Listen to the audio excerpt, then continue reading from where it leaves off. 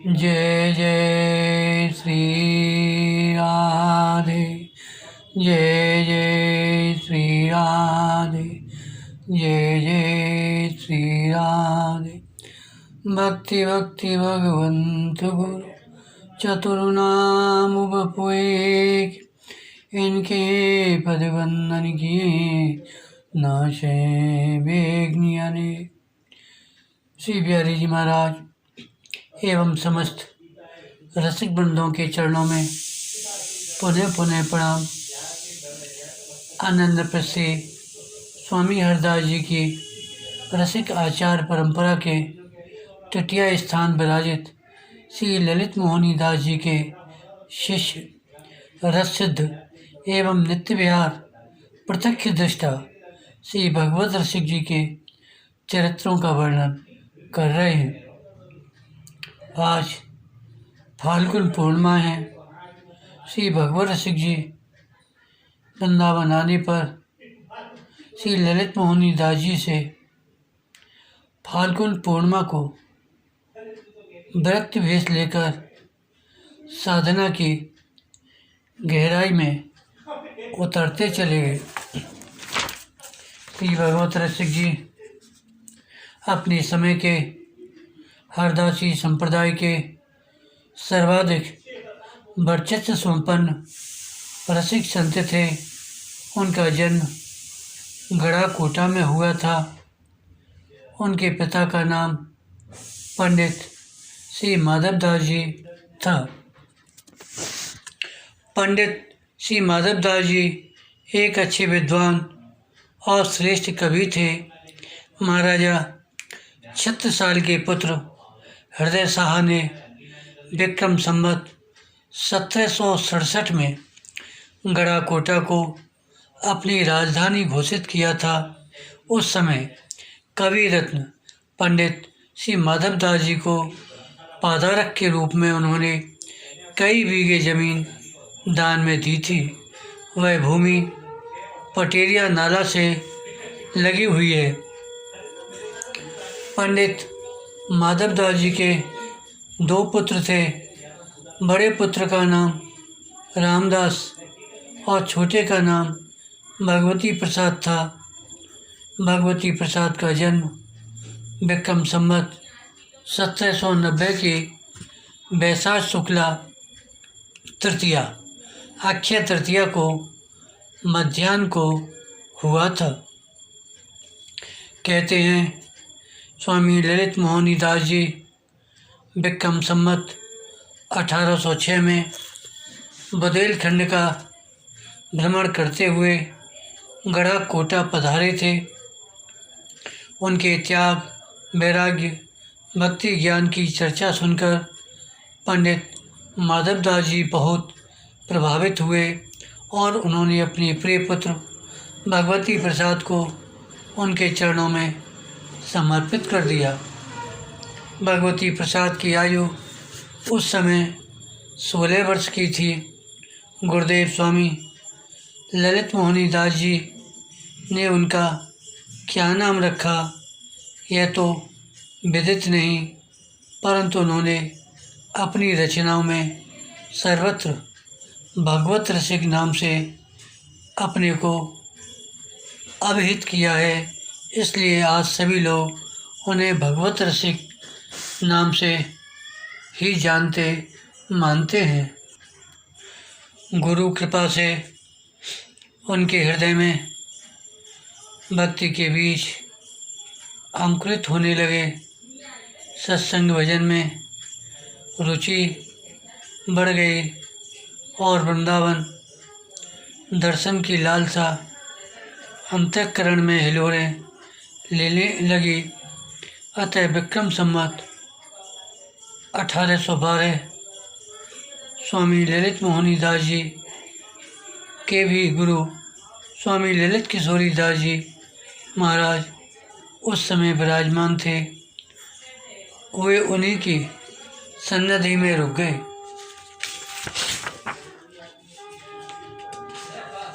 वृंदावन के तत्कालीन सिद्ध रसकों में स्वामी ललित किशोरी दास जी का नाम आज्ञागण्य था। स्वामी हरदास जी की विशुद्ध रसरीत के कुशल व्याख्याता के रूप में उनकी ख्याति सर्वोपरि थी। उनका त्याग, उनका वैराग्य प्रशंसनीय था और रहनी स्पृहणीय।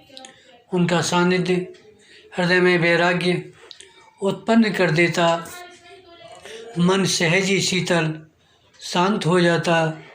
स्वामी हरदास जी के विशुद्ध नित्य विहार को समझने के लिए उनका सत्संग निर्मल दर्पण था।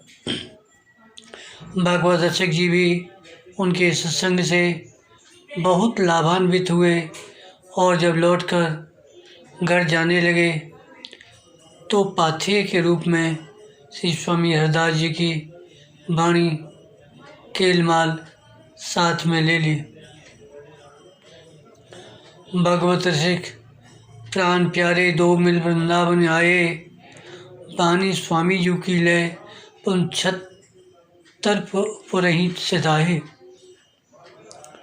भगवत रसिक जी अपने घर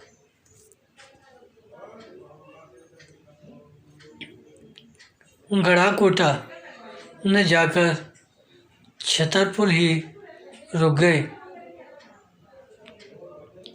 छतरपुर में भी उनकी पैतृक संपत्ति एवं घर मकान थे। छतरपुर के समीप लगभग 2 मील की दूरी पर हरदासी संप्रदाय का एक अतीव रमणीय स्थान है। उसे कुंजन कहते हैं। कुंजन की स्थापना महाराजा छत्रसाल ने मंदिर श्री गौरीलाल जी की परंपरा के महंत श्री गोविंदास जी की प्रसन्नता के लिए की थी। सिंगारी नदी के किनारे पर बाग बगीचों से हरा भरा यह स्थान वस्तुतः बहुत सुंदर है। इसे देखकर वृंदावन की स्मृति हो जाती है। स्थापना के समय ही श्री गोविंदास जी ने निधवन की रज बिखेर कर इसे वृंदावनीय भावना से ओत-प्रोत कर दिया। अतः उनका कुंजन नाम बहुत सार्थक लगता है। कहते हैं छतरपुर के तत्कालीन महाराज हिंदूपत ने भगवत रसिक जी को बहुमान देकर कुंजन में स्थान रहने के लिए राजी कर लिया था। फलतः कुछ दिन उन्होंने वहीं निवास किया। उनके भजन साधन, त्याग, वैराग्य एवं सत्संग सदुपदेश का आसपास की जनता पर बड़ा प्रभाव पड़ा। आज भी लोग उसे भगवत रसिक जी की सिद्ध स्थली के नाम से पुकारते हैं और वहाँ के लोगों के मनोरथ उनके नाम की आन से ही पूर्ण हो जाते हैं। किंतु कुंजन में भी श्री भगवत रसिक जी का मन अधिक दिन नहीं रमा। वृंदावन से दूरी उन्हें खलती थी। वस्तुतः स्वामी हरदास जी के विशुद्ध नित्य विहार रस की साधना उपासना वृंदावन से दूर रहकर संभव ही नहीं है। इसलिए राजा और जनता से प्राप्त सम्मान उन्हें अधिक दिन तक वहाँ अटका न सका। वे वृंदावन के लिए तड़प उठे और विक्रम संवत 1823 में स्वामी ललित किशोरी दास जी के निकुंज गमन के उपरांत लाखों की अपनी पैतृक संपत्ति, राजा महाराजाओं के मान सम्मान एवं वहाँ की जनता से प्राप्त पद प्रतिष्ठा को तिनके की भांति त्याग कर वे कुंजन से वृंदावन चले आए। वहाँ आकर गुरुदेव स्वामी ललित मोहनी दास जी से फाल्गुन पूर्णिमा को व्रत भेष लेकर साधना की गहराई में उतर गए। तामे तत्पर भय निज संपत लाखन की तज दीनी, वृंदावन में आए चाय कर, पुन मत कहूँ न कीनी। ले वैराग मोहनी दासई, कौतिन शरणों लीनी। परम विरक्त भागवत विचरत, रहत भगत ये भीनो। श्री वृंदावन और राजपुर के मध्य में एक बावड़ी है। स्वामी भगवत रसिक जी यहीं पर रहकर भजन साधन करने लगे। उनके शांत स्वभाव, त्याग, वैराग्य, भजन भावना से प्रभावित होकर उनके छोटे गुरु भाई स्वामी चतुरदास जी भी यहीं चले आए थे। त्याग वैराग्य से दीप्त एवं नित्य किशोर युगल की रसमयी उपासना से निरंतर श्री भगवत रसिक जी के व्यक्तित्व की झांकी प्रस्तुत करते हुए श्री बिहारी वल्लभ जी कहते हैं कि तिलक ललाट, सुचारु नैन शोभित रत्नारे। मुख सुषमा को सदन, बोल बोल अत्यंत प्यारे।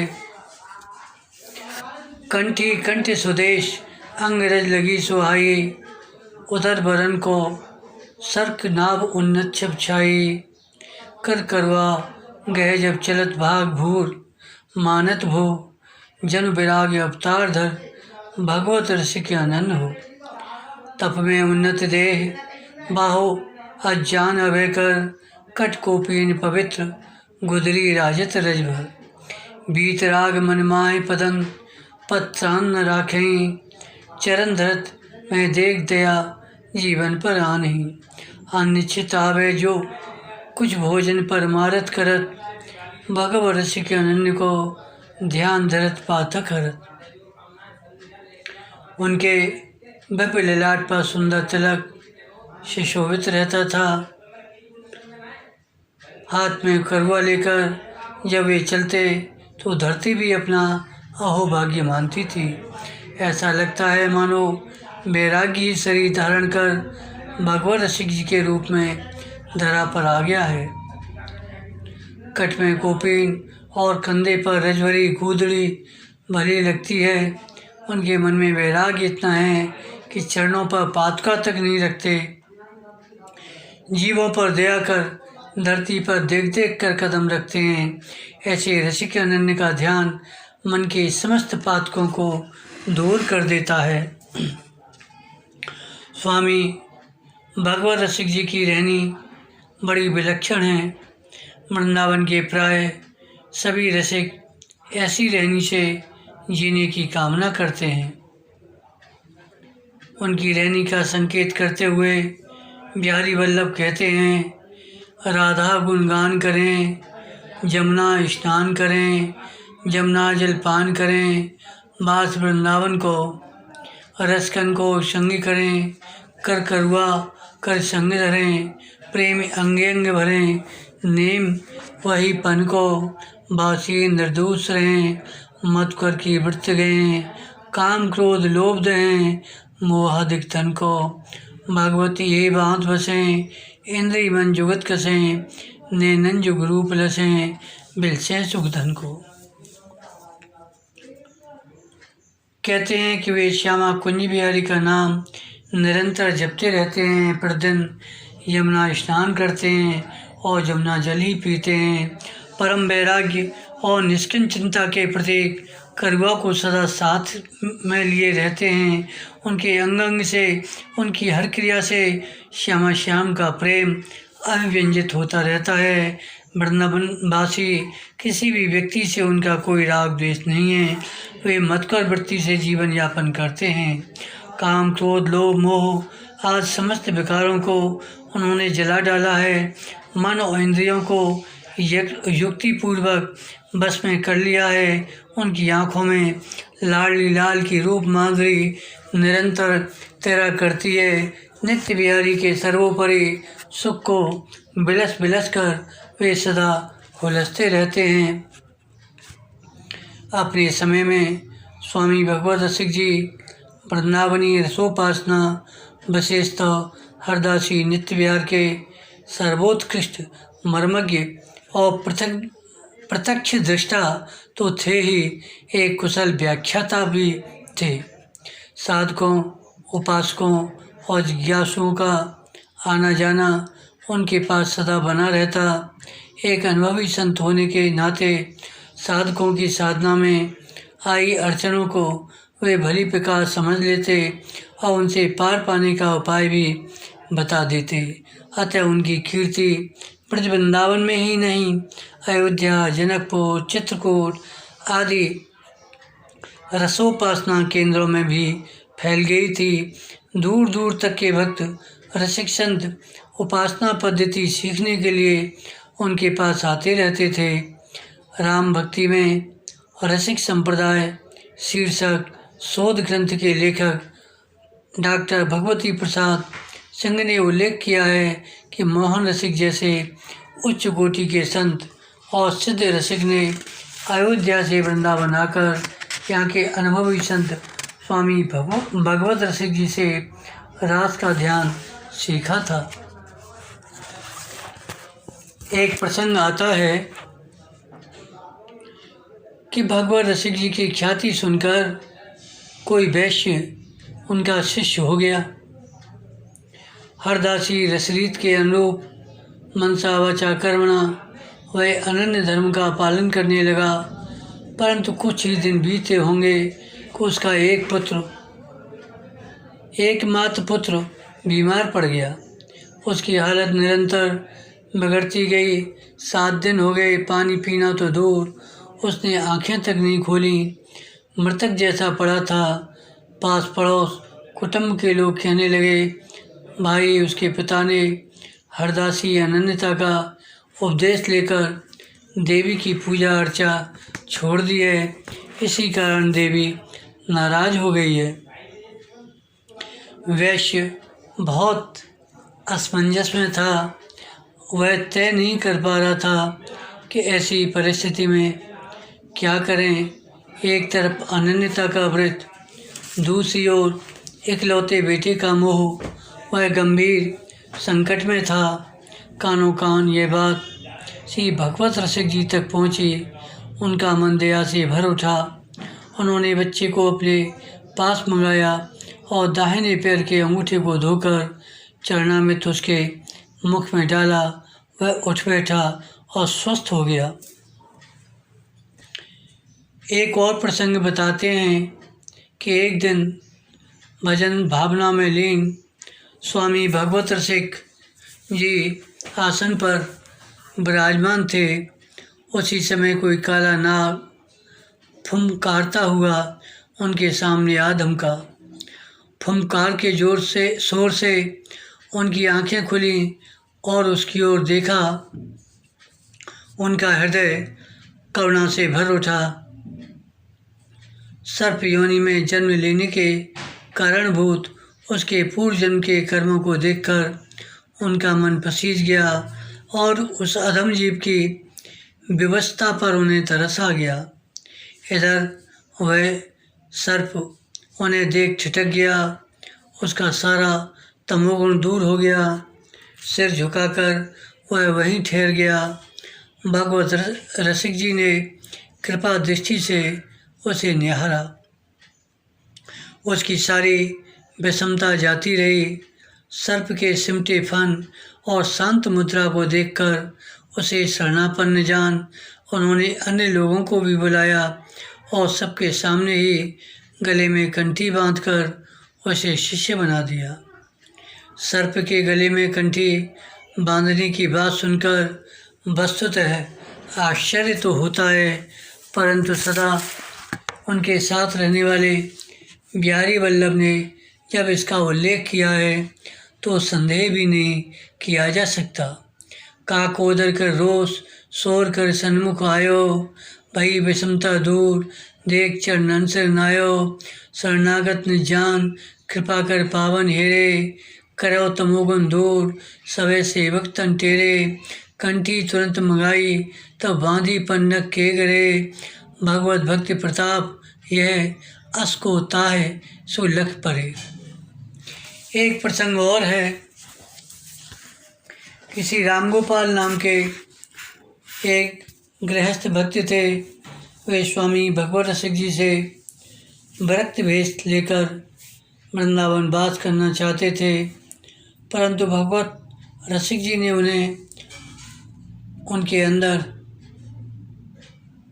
झांक कर देखा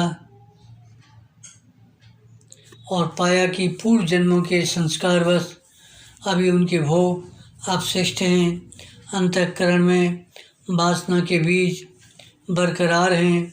इसलिए उन्होंने राम गोपाल जी को बड़े प्रेम से समझाया, तुम अभी घर में ही रहो, पूर्व जन्म के पुण्यों के फलस्वरूप तुम्हारे भोग अभी अपशिष्ट हैं, पहले उन्हें भोग कर क्षीण करो, फिर मेरे पास आना।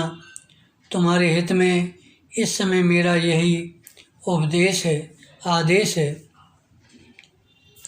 राम गोपाल जी गुरु आज्ञा को सिरोधार्य कर घर लौट गए और गुरु कृपा से संसार के समस्त सुखों का उपभोग करते हुए सुख शांति का जीवन जीते रहे। अंत में स्वामी भगवत रसिक जी के निकुंज गमन के उपरांत वे भी वहीं जा पहुँचे। एक प्रसंग इस प्रकार है कि स्वामी भगवत रसिक जी की कृपा से मनमोहन दास की समस्त कामनाएं पूर्ण हो गई थीं।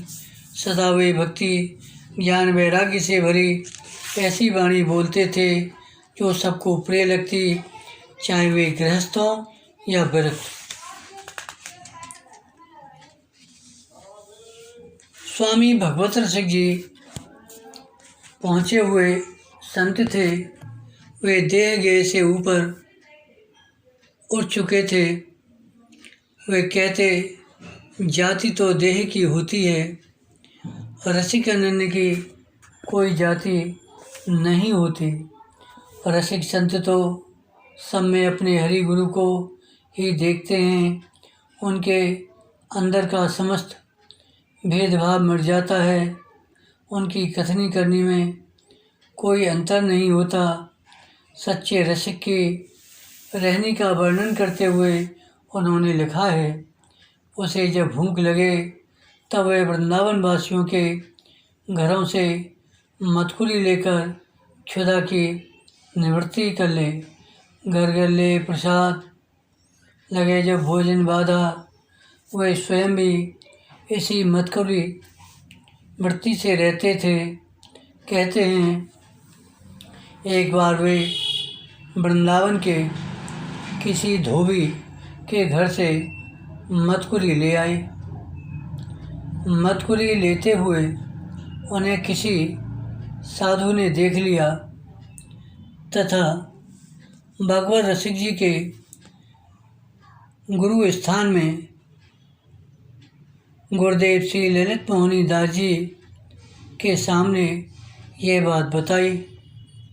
उन्होंने श्री भगवत रसिक जी को समझा बुझा देने की बात कहकर उसे शांत कर दिया। इस प्रसंग के कुछ समय उपरांत श्री भगवत रसिक जी अपने गुरुदेव का रुख जानकर उनकी आज्ञा सिरोधार्य कर वृंदावन को अपने हृदय में बसाकर यमुना के किनारे किनारे प्रयाग की ओर चल पड़े। भगवत रसिक जी जब प्रयाग के लिए प्रस्थान किए तब कुछ संत भी उनके साथ हो लिए, जिसमें रसरंग, बिहारी वल्लभ, मोहनदास आदि के नाम उल्लेखनीय हैं।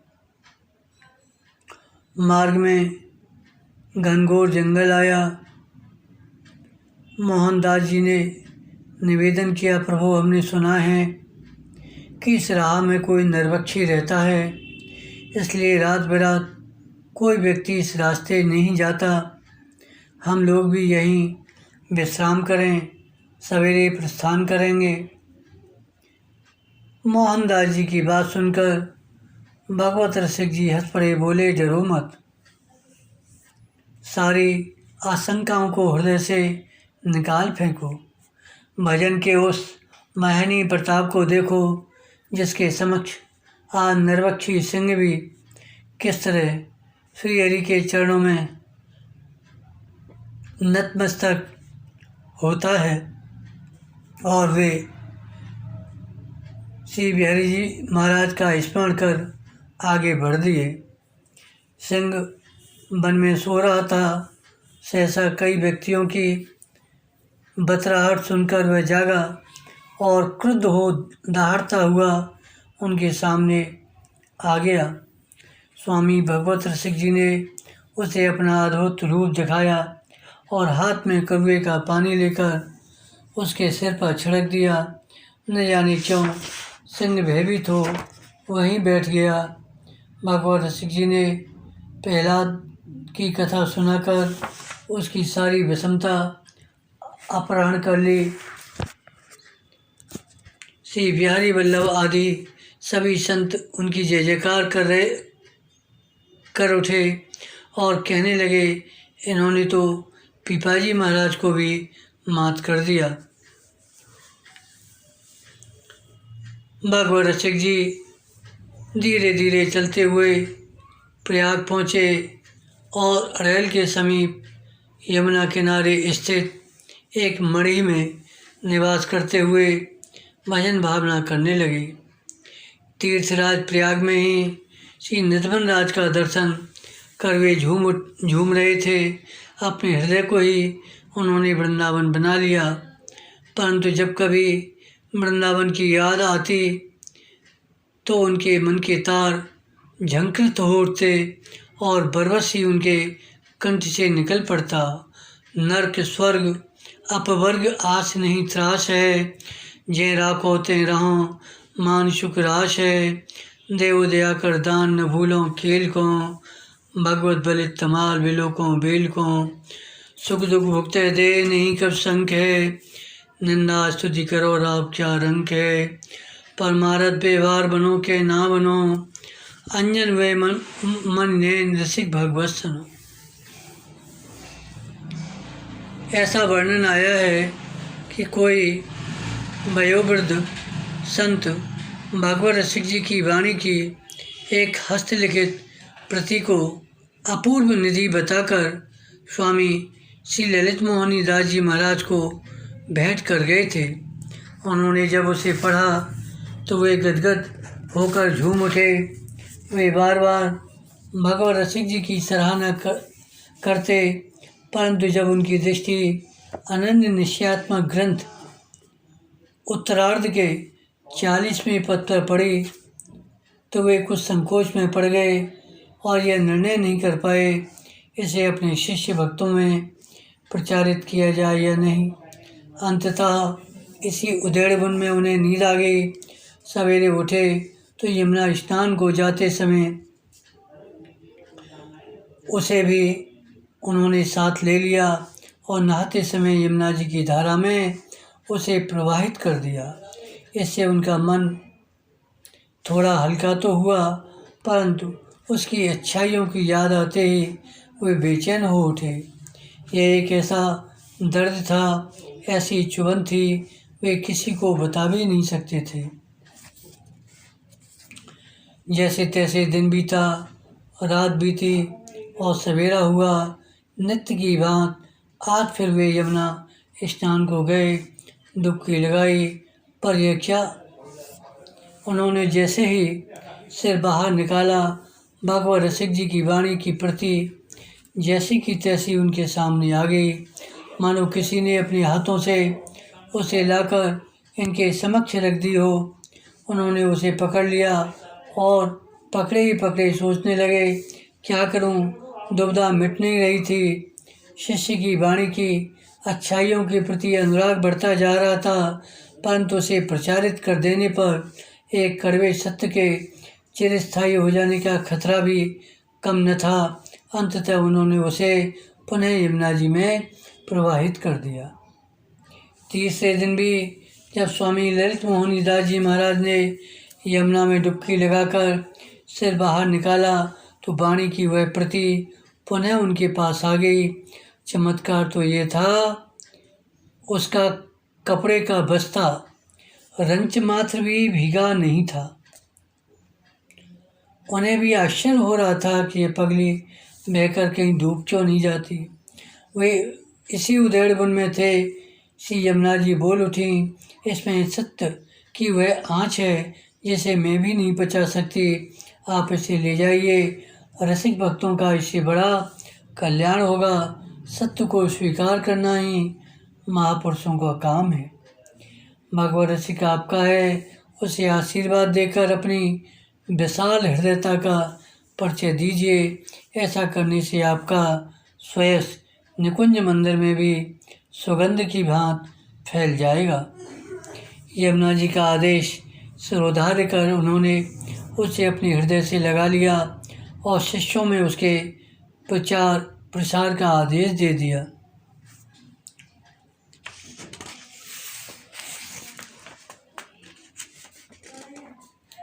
आगे कहते हैं कि स्वामी भगवत रसिक जी की वाणी अत्यंत गंभीर है। बड़े बड़े रसिक संत भी इसकी सराहना करते हैं। जो भी इसे पढ़ता सुनता है उसे उसके अभीष्ट की प्राप्ति हो जाती है। श्यामा कुंज बिहारी की नित्य खेल उसके अंतःकरण में प्रत्यक्ष दिखाई देने लगती है और उनका मंजुल मनोहर रूप उसकी आँखों में छाया रहता है। जे नर बानी पढ़ें सुनें अभिमत फल पावहीं, श्यामा श्याम रहस्य ध्यान नैने नैनन में छावहीं। कहते हैं विक्रम संवत 1858 में स्वामी ललित मोहनी दास जी महाराज के नुकुंज प्राप्ति के पश्चात तटिया स्थान की गद्दी पर आचार स्वरूप से विराजने हेतु प्रार्थना करने के लिए कुछ संतों को भगवत रसिक जी के पास भेजा गया था, परंतु उन्होंने स्पष्ट शब्दों में गद्दी स्वीकार करने से मना कर दिया। जब तक वे संत उधर से उनका उत्तर लेकर नहीं लौटे तब तक गद्दी को खाली ही रखा गया।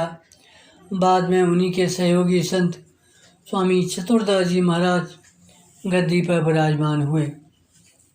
स्वामी भगवत रसिक जी मणि प्रयाग में ही भजन भावना करते हुए विक्रम संवत 1872 में अपने पांच भौतिक शरीर को छोड़कर निकुंज महल के निज परकर में मिल गए। श्री बिहारी वल्लभ जी कहते हैं कि स्वामी भगवत रसिक जी जब निकुंज महल में जाने लगे तब गंगा जी प्रकट होकर आईं और बोली, आप शिवलोक को चलें और उसे पवित्र करें। सरस्वती जी कहने लगीं, चतुरानंद आपकी बाट जो रहे हैं। यमुना जी मुस्कुराते हुए बोली, चलो वृंदावन चलें, वहीं नित्य रूप धारण कर प्रिया प्रीतम की सेवा में रहना।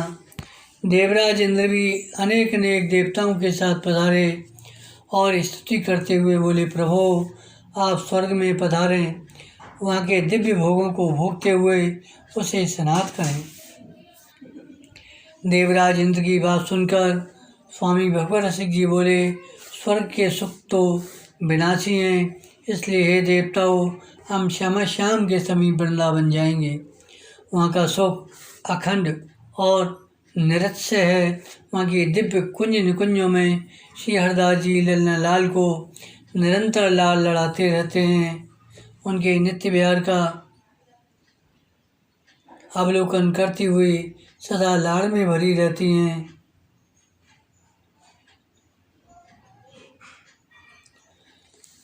हमारी आस्था उन्हीं हरदासी जी के चरणों में है, इसलिए अब सखी स्वरूप धारण कर उन्हीं के पास जा रहे हैं। ऐसा कह वह अपना पांच भौतिक शरीर वहीं छोड़ दिया और सखी स्वरूप में निज महल में प्रवेश कर गए।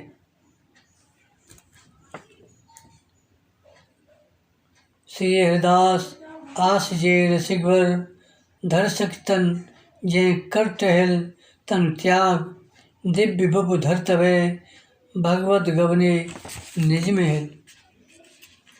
मणि प्रयाग में ही इनकी समाधि बनी हुई है। इस समय वल्लभ संप्रदाय के गोस्वामी महानुभावों की देख रेख में सुरक्षित है।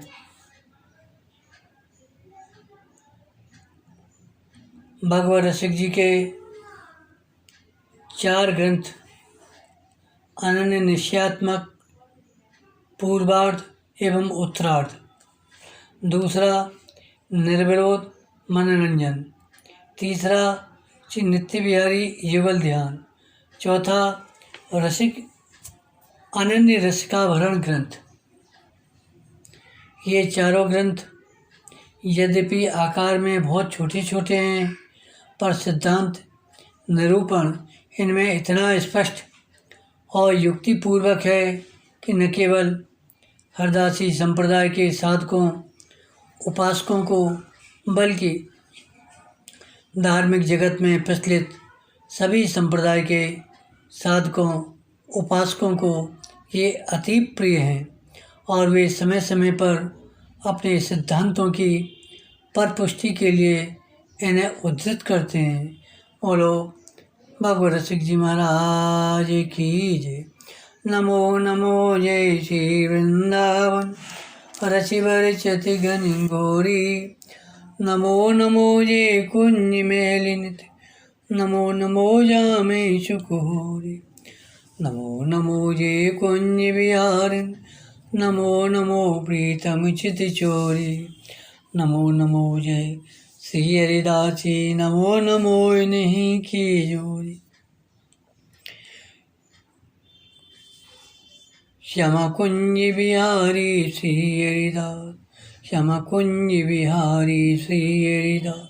श्यामा प्यारी कुंज बिहारी। जय जय श्री हरिदास दुलारी। श्याम प्यारी कुंज बिहारी। जय जय श्री हरिदास दुलारी। श्याम प्यारी कुंज बिहारी। जय जय श्री हरिदास दुलारी। जय जय श्री भगवान रसिक जी के चरणों में बार बार प्रणाम। जय जय श्री राधे। जय जय श्री राधे।